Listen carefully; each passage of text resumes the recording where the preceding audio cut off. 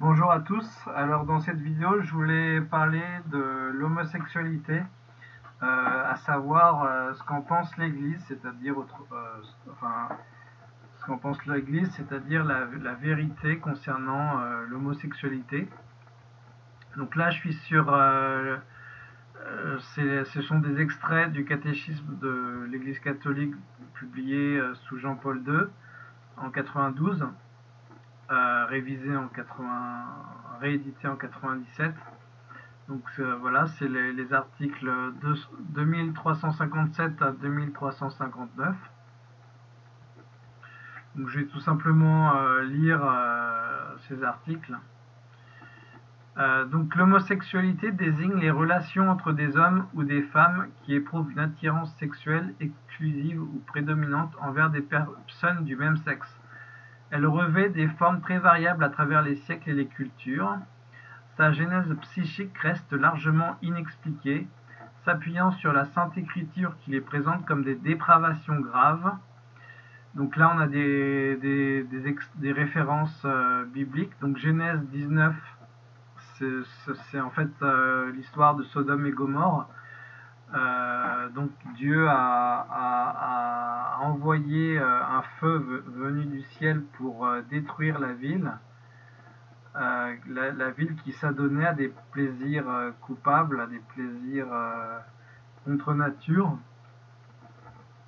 Alors après, on a des références au Nouveau Testament. J'insisterai tout simplement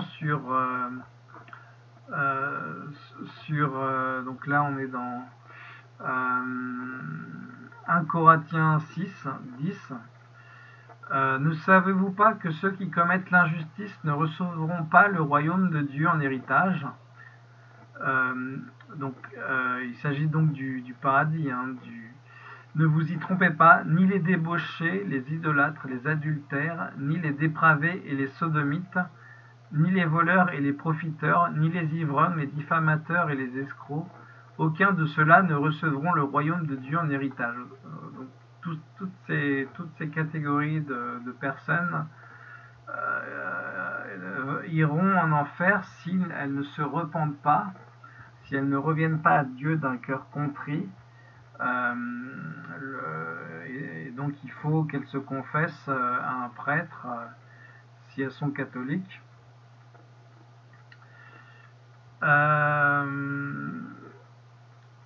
Donc voilà, donc l'homosexualité constitue une dépravation grave.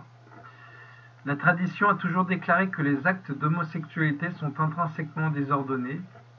Ils sont contraires à la loi naturelle. Ils ferment l'acte sexuel au don de la vie.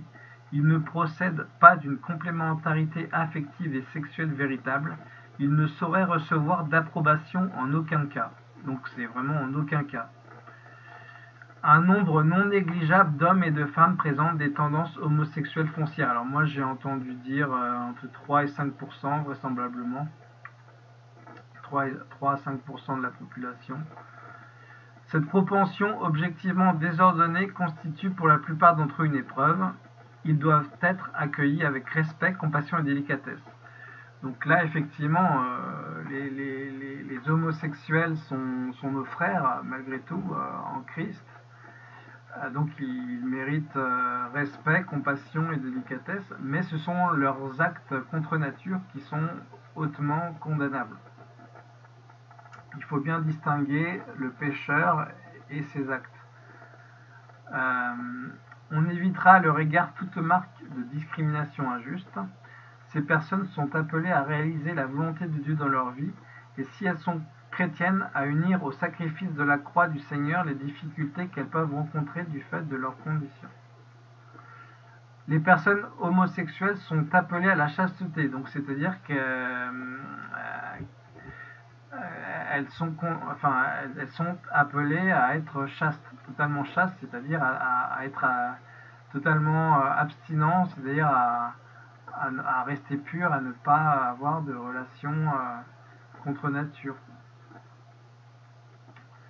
Par les vertus de maîtrise éducatrice de la liberté intérieure, quelquefois par le soutien d'une amitié désintéressée, par la prière et la grâce sacramentelle, elles peuvent et doivent se rapprocher graduellement et résolument de la perfection chrétienne. Voilà, j'espère que ça vous a éclairé. À bientôt et que Dieu vous bénisse.